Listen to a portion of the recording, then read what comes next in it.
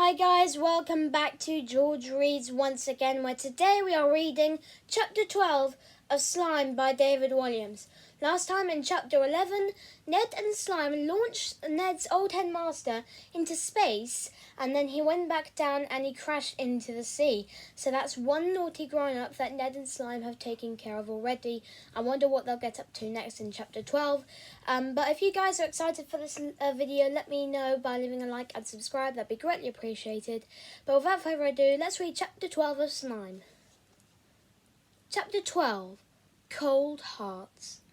As Ned floated across the sky in his hot air balloon made of slime, he looked down on the little island he called home. Not far from the school was Mulch's toy shop, Envy's Emporium. "There!" he shouted down to Slime. "Down we go," replied his friend. The toy shop belonged to twin brothers, Edmund and Edmund Envy. The duo dressed identically in matching waistcoats and bow ties. Their hair was too young for their craggy old faces. It was permed tightly and dyed so black it was blue. However, what Edmund and Edmund were most well known for was their nastiness. The pair hated children. Some thought they only ran a toy shop so they could hate children more. As for the children of Mulch, it was the only toy shop on the island, so they had no choice. If they wanted a toy, they had to go to Envy's Emporium. Why did Edmund and Envy hate children so much? Because they envied them. The twins were bitter that they were old and ruined. Years of sniping and snarking and snumping. This word has the Walliams Dictionary seal of approval. Need to ask for more? At each other had chilled their hearts. They hated each other nearly as much as they hated children. Envy's Emporium was no ordinary toy shop. In amongst the cars, dolls, and games you would expect to find in any toy shop, the twins had added some of their own special surprises. An Envy's Emporium snakes and ladders set, where there were no ladders, just snakes on every single square. A toy telephone that never ever stops ringing so it drives you bananas. A rocking horse, inside which the twins had placed a hidden motor. It rocks so fast it hurls its rider off.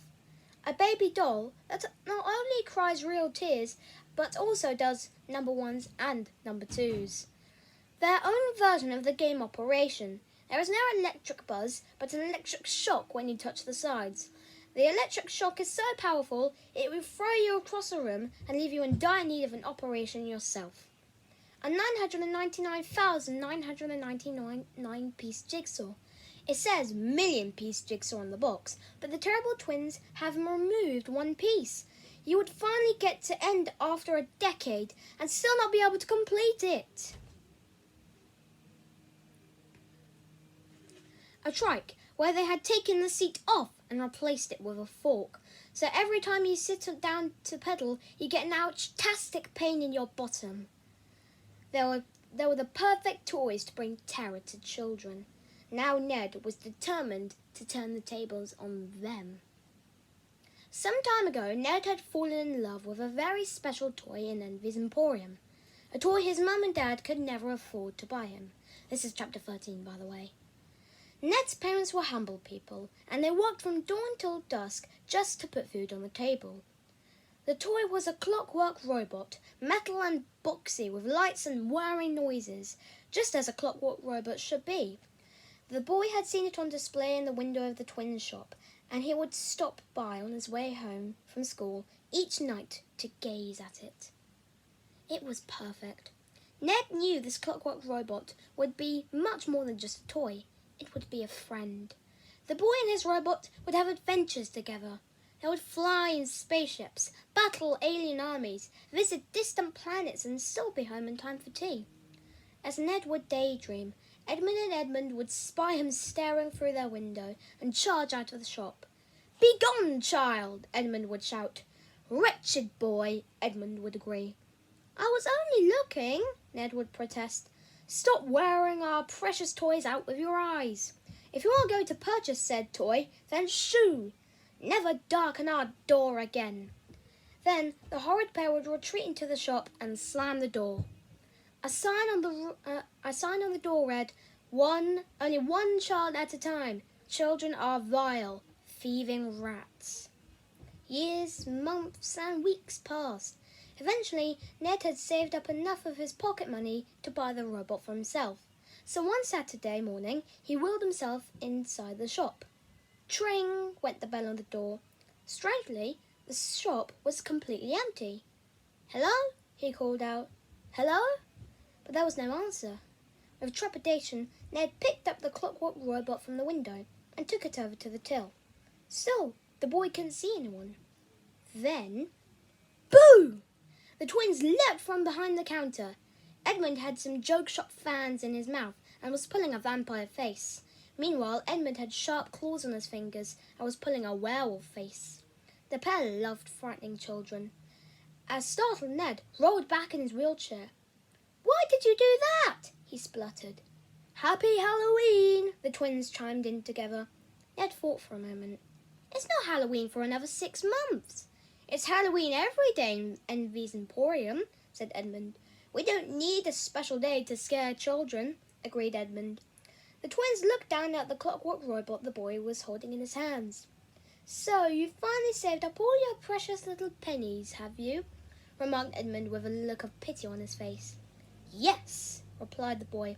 He took out his piggy bank from the next to him on his battle-doll wheelchair. The piggy bank was indeed full of pennies. Ned received just a penny a week of pocket money. It was all his parents could afford. But the boy had saved and saved and saved and then saved some more. The night before, Ned had counted all the pennies and realized, to his delight, he had just enough to buy the robot. The twins snatched the piggy bank and shook out the coins on the counter. The evil old pair bristled as they realized they would have to count every single one. There must have been hundreds and hundreds of coins. Then Ned noticed Edmund whispering in Edmund's ear before the pair shared a secret smile. "I will go and fetch your bag," purred Edmund. "Yes, you do that, Edmund," replied Edmund. "No, you're Edmund." "Am I?" asked Edmund. "Yes, I am Edmund." "Are you sure?" "Yes, quite sure. I thought it was the other way round." "No, definitely not." "Oh," said Edmund. The twin was most befuddled. "Well, you do that, Edmund." "Thank you, Edmund," replied Edmund, before realizing his mistake. "Don't! You've got me doing it now!" The boy looked on in disbelief. The Envy twins were crackers! Edmund tiptoed off as Edmund began counting the coins on the counter. 1p, 2p, 3p. Ned looked down at the clockwork robot he was cradling in his hands. At last, this fantastic toy, which he'd coveted for so many years, was going to be his. 4p, 5p, 6p. Boom! There was a deafening explosion right next to the boy's ear. Horror upon horror. Ned dropped the clockwork robot on the floor. Clank! It smashed into pieces. Clatter! In tears, Ned leaned over his wheelchair to collect them all up, but it was no use.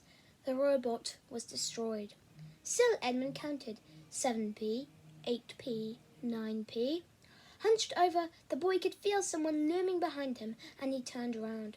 It was Edmund. The twin was holding what was left of a brown paper bag that he had burst. "Oops," remarked Edmund. "Oops, indeed," agreed Edmund. "The nasty little runt has broken our toy. All children are vile, especially this little vandal. All breakages must be paid for in full." But, pleaded Ned. "It wasn't my fault." "Oh, yes, it was. You gave me a fright." "What fright?" asked Edmund mock innocently. "I didn't hear anything," lied Edmund. "I'm going," announced Ned. The boy made a grab for the pennies all spread out on the counter, but Edmund whisked them away just in time. "They're mine," pleaded the boy. "You didn't listen," snarled Edmund. "All breakages must be paid for in full," repeated Edmund. "But no buts, boy. Now be gone." With a heavy heart, the boy turned his wheelchair and rolled himself out of Envy's Emporium. Just as Ned reached the door, he turned back to see the evil pair collapse in hoots of laughter. "Ha ha ha ha ha! We got him! We got him good and proper!" When all this happened, Ned had felt helpless to do anything. Today, he had the power to right this wrong, and so many others. And that's the end of chapter 12 and 13. Thank you guys so much for watching. I hope you have enjoyed the series so far. And if you would like to see more by me, please subscribe. And yeah, until next time for chapter 14 of Slime by David Williams. Goodbye.